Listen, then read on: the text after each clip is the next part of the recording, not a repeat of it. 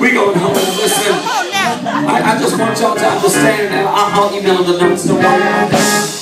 I need you to understand that God doesn't do things by happenstance. He's not a whimsical God. He doesn't just do things because he doesn't have nothing else that he can be doing with his time. God does things by purpose. So when he starts something and you see the starting of a thing, then you got to know that God is up to something and he's shifting something in the spirit realm. Therefore, if he starts it, there's something else that